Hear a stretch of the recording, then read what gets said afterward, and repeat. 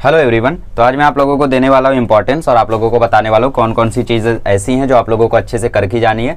जिन्होंने सब कुछ प्रिपेयर किया उनको ये भी बताऊंगा कि कौन से टॉपिक को बिना रिवाइज किए मत छोड़ना, और जिन्होंने कुछ भी नहीं प्रिपेयर किया है उनके लिए भी ऑब्वियसली ये वीडियो काफ़ी ज़्यादा हेल्पफुल रहने वाला है। प्रीवियस ईयर क्वेश्चन को देखते हुए हम लोग आपको बताएंगे कि क्या इंपॉर्टेंस है, ठीक है, क्या इंपॉर्टेंट है। ट्रांसक्रिप्शन, ट्रांसलोकेशन, पूरा प्रोसेस आपको याद रहना इंपॉर्टेंट नहीं है। ट्रांसक्रिप्शन का डेफिनेशन याद रहना इंपॉर्टेंट है। Transfer of information from DNA to mRNA is called as transcription. Translation का डेफिनेशन याद रहना इंपॉर्टेंट है। ट्रांसलोकेशन का डेफिनेशन याद रहना इंपॉर्टेंट है। और ये जो आपको डायग्राम दिया है ना, डायग्राम में देखो ये ट्रांसलेशन ट्रांसलोकेशन वाला डायग्राम, ये वाला आपको डायग्राम दे देगा और बॉक्सेस छोड़ दे देगा, ठीक। एमआरएनए का जगह बॉक्स छोड़ देगा, अमाइनो एसिड की जगह बॉक्स छोड़ देगा, टीआरएनए की जगह बॉक्स छोड़ देगा, तो ऐसी चीजें वो कर देगा। तो ये वाला डायग्राम अच्छे से देख लेना, बनाना मत, बिकॉज वो सिर्फ लेबलिंग करने आएगा, बनाने के लिए नहीं बोलेगा वो। तो आपने सबसे पहले इसका डेफिनेशन कर लिया, इसका लेबलिंग कर लिया, या ऐसे प्रिपेयर करो, मेरी बात समझो। हाँ, फिर म्यूटेशन का आप लोग कर लो। म्यूटेशन में आप लोगों को ये फोटो दे देगा और पूछेगा कि कौन सा इसमें प्रोसेस दिया हुआ है। चाहिए तो मैं 3 सैंपल पेपर की लिंक दे देता हूँ आपको डिस्क्रिप्शन में, जो मैंने खुद से बनाए थे। आई थिंक जब मैंने चैनल न्यू क्रिएट किया था तब मैंने बनाया था 3 सैंपल पेपर साइंस 2 का। तो उसमें मैंने मतलब एकदम बोर्ड वाले जैसे क्वेश्चन बनाते ना, सेम टू सेम मैंने वैसे क्वेश्चंस को बनाया है। तो आप लोगों को उसमें बहुत सारे ऐसे क्वेश्चंस दिखेंगे। तो ये डायग्राम किसका दिखा रहा है? म्यूटेशन का। तो ऐसे याद कर लो। इसके बाद आप लोग आगे बढ़ोगे तो एवोल्यूशन का 4 डेफिनेशन आएगा, कोई एक डेफिनेशन पढ़ लेना, पूरा का पूरा याद रहना इंपॉर्टेंट नहीं है। एविडेंसेस की बात करें तो इसमें 5 एविडेंसेस दिए हैं। वेस्टिजियल ऑर्गन, जो कि एक एविडेंस नहीं कह सकते, बट फिर भी इसको एविडेंस इसलिए बोलते हैं क्योंकि ऑर्गन अगर वेस्टिजियल है तो कभी ना कभी यूजफुल रहा होगा, और यूजफुल जब रहा होगा इस समय हमारा मतलब उस समय हमारा हालत वैसा रहा होगा, हम लोग वैसा कर रहे होंगे, इसलिए यूजफुल था, तो इसलिए आज वो वेस्टिजियल। तो एवोल्यूशन का एविडेंस बोल सकते हो, बट प्रायोरिटी आप दोगे एम्ब्रियोलॉजिकल, प्लियोन्टोलॉजिकल, मॉर्फोलॉजिकल और एनाटॉमिकल। ये 4 को आप लोग प्रायोरिटी दोगे। तो पांचों के पांचों आप लोगों के क्या है? एविडेंसेस है। तो इसमें मॉर्फोलॉजिकल है, एनाटॉमिकल है, फिर आप लोगों को ये फोटो दे देगा। फोटो देने के बाद आप लोगों को बोल देगा which evidence is shown in the figure. तो आप लोग बोलोगे वेस्टिजियल ऑर्गन, फिर लिखोगे, फिर वो वहां पे लिखेगा कि right the definition of the given evidence. तो डेफिनेशन लिख दोगे वेस्टिजियल ऑर्गन का, फिर वो नीचे लिख देगा give any 3 examples of this type of evidence. तो 3 एग्जांपल में विजडम टीथ बोल रहा हूँ, विजडम टीथ, ईयर मसल और अपेंडिक्स, ये एग्जांपल्स आप लोग बोल सकते हो। स्मॉल इंटेस्टाइन, लार्ज इंटेस्टाइन मत लिख देना, वो सिर्फ आपको दिखाने के लिए बताया है, ठीक है, वो वेस्टिजियल ऑर्गन नहीं है। फिर पैलियोंटोलॉजिकल एविडेंस में बस आप लोगों को इतना याद रखना कि होता क्या है। कार्बन डेटिंग मेथड आप लोगों को आ सकता है, इसमें पूछ लेगा कि फिल इन द ब्लैंक में आप लोगों को पूछ लेगा कि रेशियो किसका लेते हैं इसमें हम लोग, C14/C12 या C12/C14, ऐसा क्वेश्चन आप लोगों को पूछ लेगा, ठीक है। तो ये आप लोगों को याद रखना है अच्छे से। और फिर किसने डेवलप किया था? विलर्ड लिब्बी ने। और फिर उसके बाद एम्ब्रियोलॉजिकल एविडेंस की फोटो दे देगा, पूछेगा कौन सा एविडेंस दिखाया गया है और कौन सी स्टेज तक सिमिलरिटी रहती है और ये स्टेज से क्या प्रूफ होता है। तो जितने एविडेंस है सबसे एक ही चीज प्रूव होती है। क्या प्रूव होती है? एक ही चीज, ये कि all the organism have common ancestor, यही सबसे प्रूफ होता है। तो आप लोगों को कोई भी एविडेंस देख के पूछ ले कि इससे क्या प्रूफ होता है, एक ही चीज लिखना। क्या लिखोगे? All the organisms have common ancestor. थोड़ी अच्छी लाइन बता देता हूँ जो यहाँ पे लिखा है। हाँ, all the animals must have common ancestor, ऐसा लिख लेना आप लोग, ठीक। फिर एक कनेक्टिंग लिंक वाला है। कनेक्टिंग लिंक में आप लोगों को एग्जांपल याद रखने हैं कि कौन किसका कनेक्टिंग लिंक है। जैसे आप लोगों को बात करें तो यहाँ पे पेरीपेटस जो है वो एनालिडा आर्थ्रोपोडा का कनेक्टिंग लिंक है, और जो यहाँ पे डकबिल्ड प्लेटिपस है वो किसका कनेक्टिंग लिंक है? मैमल्स और पाइसेस का, फिशेस का, ठीक। तो ये आप लोगों को क्वेश्चन आ सकता है, मतलब हमें आया था। फिर Darwin's theory of natural selection की बात करें तो इसमें आप लोगों को मेन ऑब्जेक्शन जो है वो याद रखने हैं। 3 ऑब्जेक्शन दिए हुए वो याद कर लेना। लेमार्किज्म की बात करें तो काफी इजी है यहाँ पे लेमार्किज्म के आपको 4 एग्जांपल्स याद रखने हैं। गोल्ड स्मिथ के जो शोल्डर्स हैं वो, जिराफ का जो नेक है वो, और भी चीजें थी, सांप के जो पैर हैं वो, और विंग्स ऑफ बर्ड, कौन से बर्ड थे वो भूल गया यार मैं, और मत पढ़ो भाई। हाँ, तो कौन से, एमू ना, wings of bird like ostrich and emu, ये एग्जांपल्स आप लोगों को याद रखने हैं। स्पीशिएशन का डेफिनेशन पढ़ लेना। ह्यूमन एवोल्यूशन, ब्रेन का एवोल्यूशन, इसमें बस आप लोग डेट्स याद रखो, कोई बड़ा पार्ट लिखने के लिए नहीं आएगा। फिर ये tree diagram, concept chart, objective, बस इतना ही करना है इसका, बाकी तो आप लोगों को याद हो ही गया होगा, है ना। फिर पेज नंबर 13 पे देखो ऊपर एक डायग्राम दिया है, बहुत ज्यादा इंपॉर्टेंट है, उसको अच्छे से कर लेना। फिर ग्लाइकोलिसिस कहाँ होता है, ट्राइकार्बोक्सिलिक एसिड साइकिल कहाँ होता है, इलेक्ट्रॉन ट्रांसफर चेन कहाँ होता है, ये याद रखना है, और किसमें क्या क्या बनता है वो याद रखना है, बस, ठीक। फिर आगे बढ़े, नीचे आप लोगों को 14 पे एक डायग्राम दिया हुआ है, वो उतना तो आईएमपी नहीं है बट फिर भी है। फिर वहाँ पे ऊपर देखो फुल फॉर्म दिया हुआ है NADH2 FADH2 का, वो याद रख लेना। ATP का फुल फॉर्म याद रख लेना। फिर 15 पे आप लोगों को 2 ट्री डायग्राम दिया है, अच्छे से उसको याद कर लेना, ठीक है। फिर उसके बाद अमाइनो एसिड का पूरा कंसेप्ट चार्ट दिया हुआ है, उसको अच्छे से आप लोग कर लेना। फिर उसके बाद यहाँ पे आप लोग आ जाओ 65 to 70%, 70%, 90%, पानी कितना परसेंट होता है वो बोला हुआ है, तो बस उतना आप लोग याद रखना किसमें कितना परसेंट होता है, ठीक है। फिर उसके बाद आप लोगों को वाइटामिन के बारे में बोला है, तो विटामिन बी और सी वाटर सॉल्युबल होता है, ए डी ई और के फैट सॉल्युबल होता है। इसको कैसे याद रखोगे, कभी कभी कंफ्यूजन होता है ना, बीसी फैट सॉल्युबल था या फिर ए डी ई के फैट सॉल्युबल था, तो याद रखो छोटा भीम पानी में कूदता है, तो छोटा भी मतलब सी और बी, मतलब विटामिन सी और बी वाटर सॉल्युबल है, पानी में कूदा ना तो वाटर सॉल्युबल, ठीक है। तो ये आप लोग याद कर लो। फिर उसके बाद cell division life process essential है, माइटोसिस मियोसिस का, लास्ट ईयर माइटोसिस से छोटे मोटे क्वेश्चन बने थे, पूरा का पूरा लिखने नहीं आएगा, वो छोटे क्वेश्चन पूछेगा कि प्रोफेस में क्या होता है, मेटाफेस में क्या होता है, तो बस आप लोग एक बार देख लो और ओन वर्ड्स में लिख सको ऐसा रखो। फिर ये ऊपर क्रोमोसोम का स्ट्रक्चर दिया है उसको अच्छे से याद रखो, मतलब लेबलिंग के लिए आ सकता है। फिर थर्ड चैप्टर की बात करें तो थर्ड चैप्टर में आप लोगों को कंसेप्ट चार्ट आ सकता है, मेरा 3 पेपर देख लेना आप, 3 पेपर मैंने डिस्क्रिप्शन में दिया, वो देख लेना, आपको समझ में आ जाएगा क्या कैसे करना है। कंसेप्ट चार्ट में आपको याद रखना है फिजन कितने टाइप के होते हैं, asexual reproduction multi cellular organism में कितने टाइप का होता है, जैसे फ्रेगमेंटेशन, रीजनरेशन, बर्डिंग, वेजिटेटिव और स्पोर फॉर्मेशन।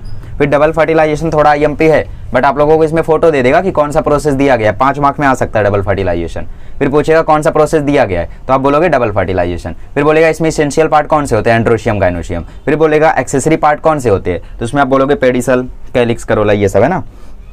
फिर आप लोगों को यहाँ पे पूछेगा कि फ्रूट कौन बनता है और सीड कौन बनता है, तो ओवरी फ्रूट बनता है और जो ओव्यूल रहता है वो सीड बनता है। फिर पूछेगा व्हाट इज पॉलिनेशन, तो 5 मार्क का क्वेश्चन इसमें बन सकता है आपको, तो इसको अच्छे से ध्यान में रखना। फिर यहाँ पे ह्यूमन मेल रिप्रोडक्टिव सिस्टम में बस आप लोग लेबलिंग इंपॉर्टेंट रखना। लेबलिंग को याद करने का मैंने एक शॉर्टकट बनाया था अपने टाइम पे, विट इज सेप्टेव स्यूकप, ठीक है। तो इससे आप लोग याद रख सकते हो seminal vesicle, ejaculatory duct, prostate gland, testis, और फिर ई से एक और चीज़ थी, एपिडर्मिस, आई थिंक एपिडिमिस, ठीक है। फिर वी से था वासे डिफरेंस, फिर एस से था समाइनल वेसिकल हो गया, फिर क्या बचा एस से भाई स्क्रोटम, ठीक है। यू से क्या हो गया यूरिनरी ब्लैडर, सी से क्या हो गया आप काउपर्स ग्लैंड, यू से क्या हो गया अब एक और चीज़ बची, यू से यूरिनरी ब्लैडर हो गया, और यूरेथ्रा नहीं सॉरी यूराइनोजेनाइटल डक्ट ये हो गया, ठीक है। और फिर पी से क्या हो गया पीनस। तो यहाँ पे आप लोग ये सेप्टेव स्यूकप शॉर्टकट याद रखोगे तो सारे नाम आप लोगों को अच्छे से याद हो जाएंगे। फिर फीमेल वाला तो काफी ज्यादा इजी है, उसमें बस नाम है आप लोगों को, डेवलपमेंट एंड बर्थ आप लोग छोड़ सकते हो। ऊपर जो आप लोगों को दिया हुआ है कि why boys are responsible for a female child, इसको आप लोग अच्छे से याद रखना, इसका गिव रीजन आपको आ सकता है, बहुत ज्यादा चांस है, जो डू यू नो करके दिया हुआ है। फिर मेंस्ट्रुअल साइकिल में कौन सा हार्मोन कहाँ पे रिस्पॉन्सिबल होता है वो अच्छे से याद रखना। फिर इन विट्रो फर्टिलाइजेशन, सरोगेसी, इसका छोटा छोटा पार्ट याद रखना आ सकता है। रिप्रोडक्टिव हेल्थ में डेफिनेशन लिखने आ सकता है। फिर पेज नंबर 34 पे ऊपर 5 लाइन दी हुई है, वो 5 लाइन अच्छे से कर लेना, बहुत ज्यादा IMP है, ठीक है। आगे बढ़ते हैं, आगे आप लोगों को जो एनवायरमेंटल मैनेजमेंट है, एनवायरमेंटल पे 37 में आप लोगों को एक बहुत ही बड़ा चार्ट है, वो चार्ट आई थिंक रिड्यूस्ड है, बट अगर रिड्यूस नहीं है तो अच्छे से उसको कर लो, IMP है। फिर उसके बाद एनवायरमेंटल कंजर्वेशन तो ठीक है, नीचे भी एक 38 पे चार्ट दिया है वो अच्छे से कर लो, 39 पे चार्ट दिया वो कर लो, रिड्यूस नहीं है तो। फिर 40 पे चार्ट दिया वो कर लो अच्छे से, रिड्यूस नहीं है तो। और फिर ऊपर देखो आप लोगों को रेडियो एक्टिव पॉल्यूशन के 4 हजार्डस इफेक्ट दिया हुआ है, ठीक है, उनको अच्छे से कर लो, 4 हजार्डस ये आया था हम लोगों को।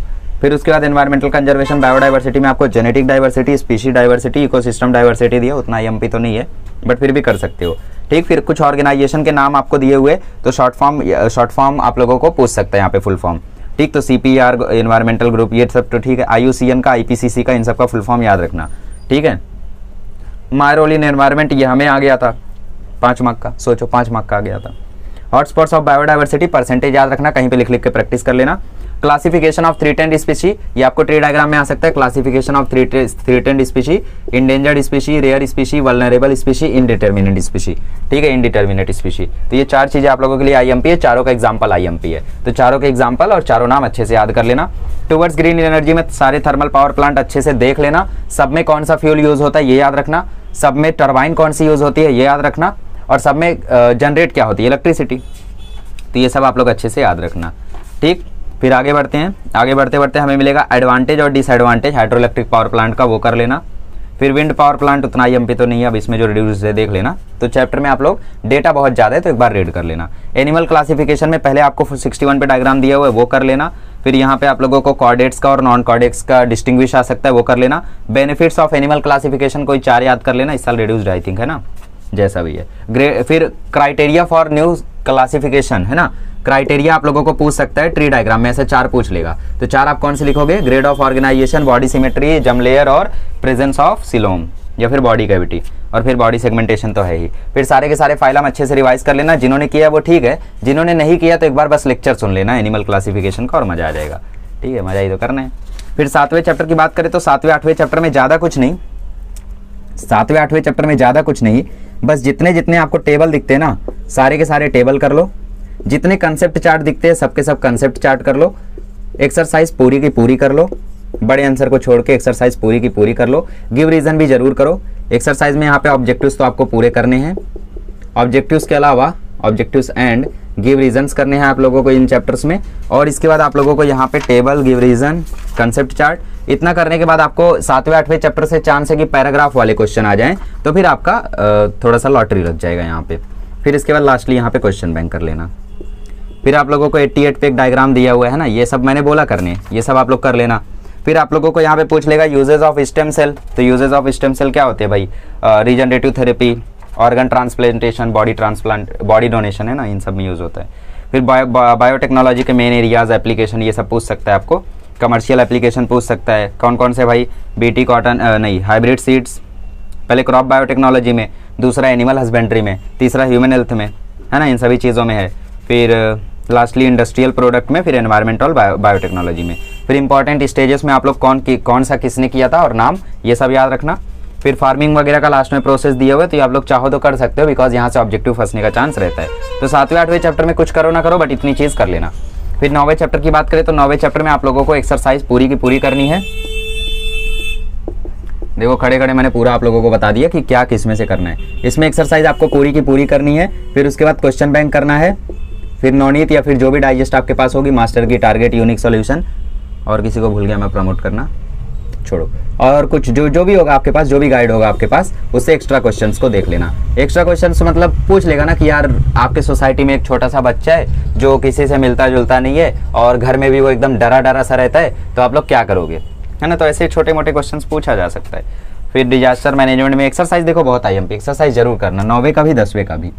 तो मैंने आप लोगों को आज बता दिया कि किस में से आप लोगों को क्या क्या करना है, किस चैप्टर का एक्सरसाइज करना है, किस चैप्टर से क्या करके जाना है, जिससे आप लोग स्कोर कर सको। इतनी चीज़ें अगर आप करते हो, ठीक है। 10वें चैप्टर में देखो मेन एस्पेक्ट दिया हुआ है, वो ट्री डायग्राम कर लेना शॉर्टकट में।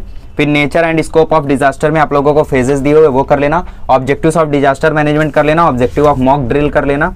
ऑब्जेक्टिव ऑफ मॉक ड्रिल बहुत IMP है, ये सब चीज़ें कर लेना। फर्स्ट एड किट कर लेना, फर्स्ट एड किट ठीक है, ये सारी चीज़ें आप लोग कर लेना। एक्सरसाइज वगैरह काफ़ी ज़्यादा IMP है, तो इतनी चीज़ें कर लो। डिस्क्रिप्शन में 3-4 सैंपल पेपर होंगे, उनको डाउनलोड करके एक बार देख लो, तो आपको समझ में आ जाएगा बोर्ड का पेपर कैसा आएगा, आप कहाँ पे लाई करते हो। ठीक है, तो पेपर्स तो काफ़ी मज़ेदार बनाए थे, आप लोग भी पेपर को देखो और फिर बताओ कि कैसा है। ठीक है, चलिए, thank you so much and all the best.